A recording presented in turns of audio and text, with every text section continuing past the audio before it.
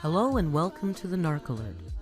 On Sundays, we like to step away from the narcs. So we'd like to welcome you to Sunday Stories, creepy, sleepy stories, designed to help you fall asleep, or maybe keep you awake. In this episode, we're going to go back to saimcheeda from Wattpad and look at his story, The Simple Man, or The Virtue of Cowardice. He didn't know where he was headed, how far his feet had brought him, or what lay further. A blanket of darkness loomed in the distance, while his footsteps echoed within the confines of the pathway that he was slave to. Tariq Jamal was not a man of fright. In fact, before this night, he had never contemplated the possibility of anything among the shadows. A tall man in his middle age, life had taught him to see things direct, simple, and an unmitigated explanation for it all. He never considered anything as extraordinary, nor did he expect on the possibility of it being otherwise. The world was set in separate halves, in daylight and moonlight. Yet this pathway was blessed with neither. A skeptical man would brand this passage as unholy. Skeptics, or cowards as some might call them, hold little respect among the masses. Yet, on occasion, cowards might be the wisest of them all. Tariq thought of this.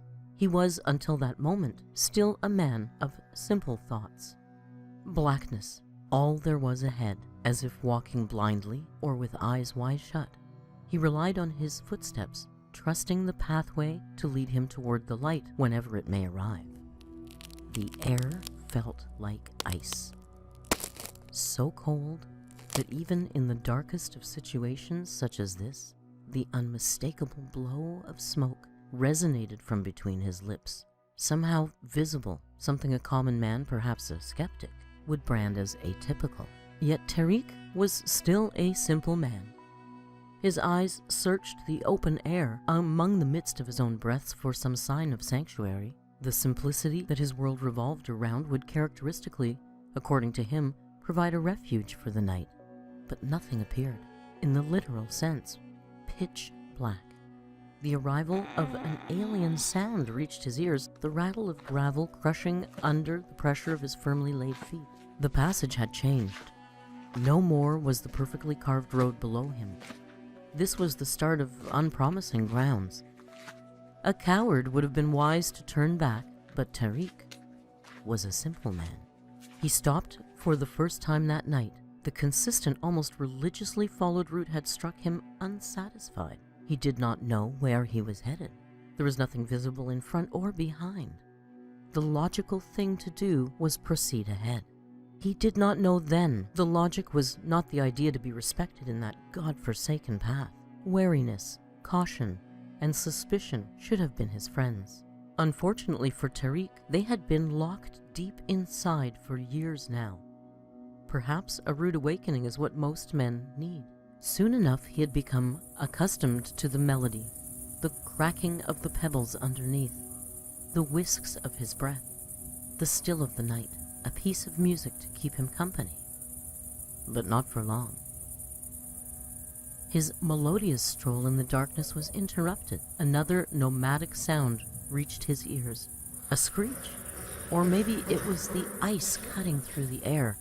Something disturbed the calm. Tariq, however, did not stop. He was, until then, a simple man. Simple men do not shy away from wonder. Curiosity belongs to them. They revel in it. It was this curiosity that carried him toward the shriek. The melody dissipated into the night. All that rang were the cries, and all that moved were Tariq's inquisitive feet. The mist emanating from him blocked his view of the dark path. He could not see ahead without breathing. This was not enough to sway his interest. Trapping as much air as he could, Tariq's faithful feet obliged to their master's demands. Here and there he looked for the presence of some creature, but the sound was something of its own. No simple creature could possess it. The closest being associated with it could only be one.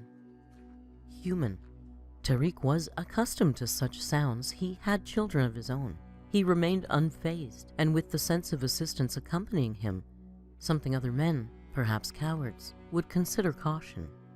The closer he seemingly reached to the sound, it became evident beyond consideration. It was definitely a child's whine. The father, the simple man, Tariq, could only feel one thing for the moment, and it had nothing to do with fear or caution. He had to help the child. Finally, in the near distance, he saw it, or rather him, as it became ostensible a boy.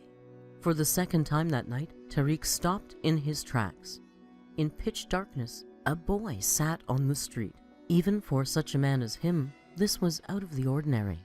Yet the next instant, once the pitiable cries of the child wailed into the night again, the simple man, Tariq, felt his caution overcome with sentiment. He stepped closer to the boy. As if appropriately or due to a magnificent coincidence, the darkness of the night was interrupted by the next half of the world. Moonlight. Yet it bore only on the boy, not on Tariq, not anywhere else. A coward would have considered this an indication of worry, but there was no coward on that passageway. As he approached the boy, the moonlight revealed the child's figure, a frail, weak-looking thing, cowering in fright, body shivering, perhaps from the cold or from the sheer terror most would feel in a place such as that. His hands tightly clasped around his knees, back turned towards Tariq, the figure rocked back and forth, a large outline of his spine visible. The boy wore nothing save for tiny knickers, nowhere close to what anyone would wear on a night as cold as this one. It was no wonder he was shivering. He should have frozen by now. The boy gave no indication of having seen Tariq, his head firmly hidden between his arms. His cries had dissipated by this point. No more did the shrieks pierce through the night. Instead, the child barely eked out a whimper. The moonlight only served to highlight the boy's anguish, his weeping, cracked by the iciness in the air, the trembling body unsettling the gravel on the ground. Tariq's heart melted with pity for the child. His need to help the child heightened as he stood beside him. "Who are you, my dear?" he asked. The boy gave no reply. His whimpering continued uninterruptedly. "What are you doing here?" Tariq asked. Again, the child did not bother with a response. "Where's your mother?" asked Tariq.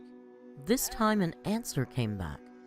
The boy lifted a trembling hand and pointed straight ahead.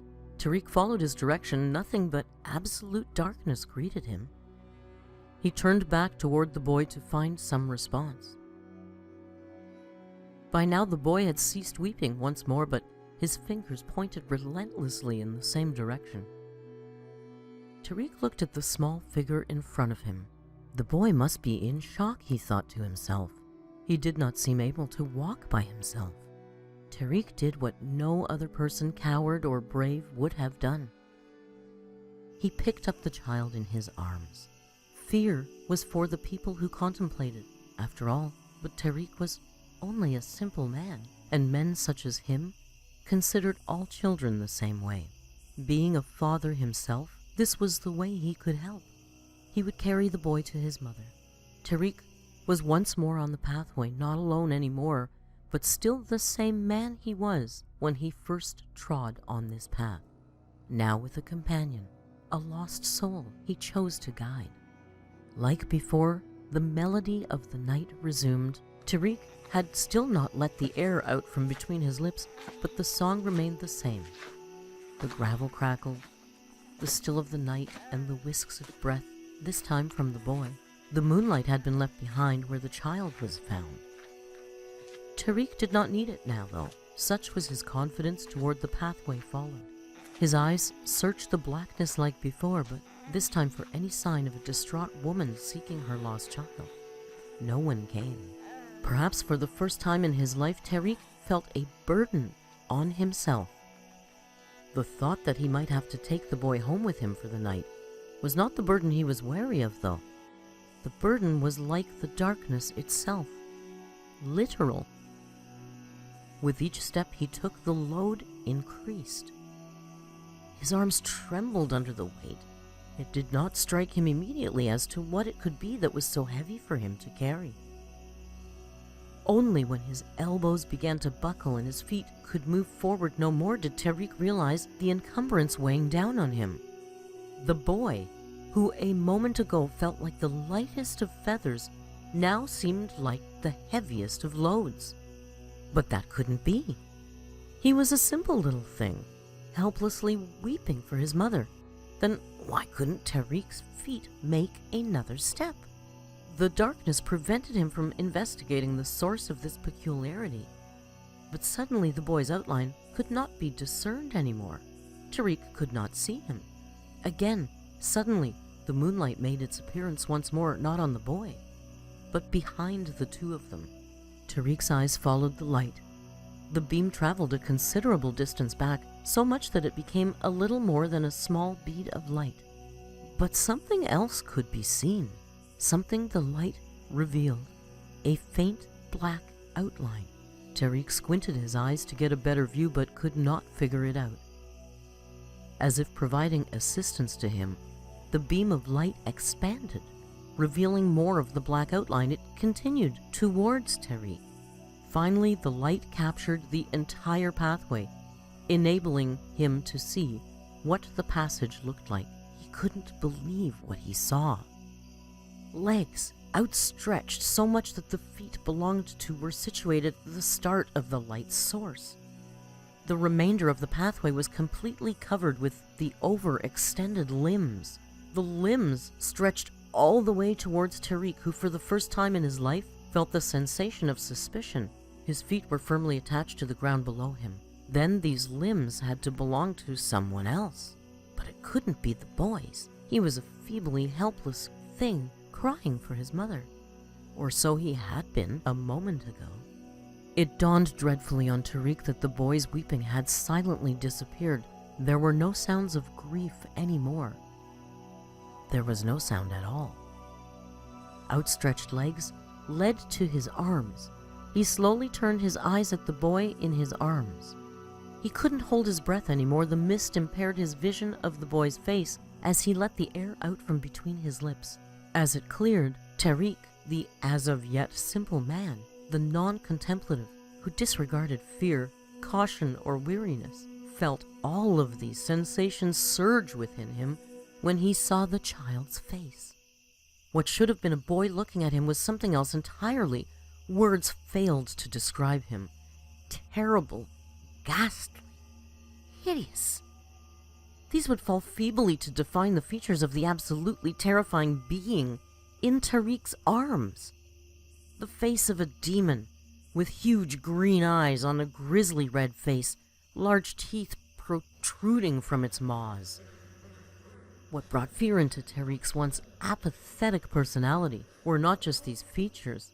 It was the fact that the weeping had not only stopped, it had been replaced by a horrifying, low, growling cackle, seeping from the orifice of the creature that stared straight into his eyes as if fully intent on feeding upon his soul.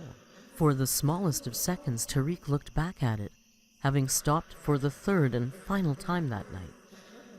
The moment when he learned truly the difference between the brave person, the skeptic, the coward, and the simple man.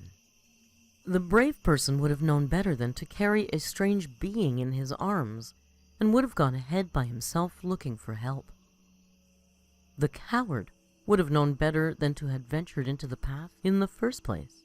The simple man, the man that was Tariq, was the one holding the demon, the atrocity in his arms, frozen by fear. The creature bore its teeth wider. Its cackle grew louder while its limbs remained outstretched for miles. In that moment, Tariq knew there was no simplicity in the world, in children, or in the night. There was only one simple thing: fear. Dropping the boy from his hands, the middle-aged Tariq, the once simple man, ran as far and fast as his faithful feet could carry him, forgetting the song he'd grown accustomed to, learning that it would never remain the same. When he finally reached the lit street he had originally set out to find, Tariq fell to his knees, acknowledging God's work and realizing that there was no such thing as a simple life. He frantically yelled out his gratitude to the heavens above, knowing it was heard. The next instant, the fear returned when he heard it. Today, you escaped.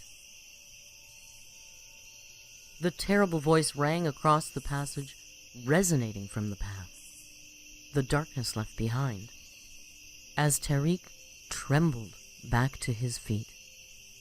He knew he had escaped, and that he would never forget. We thank you for your support and look forward to seeing you again next Sunday. Now, be kind, and hasta luego.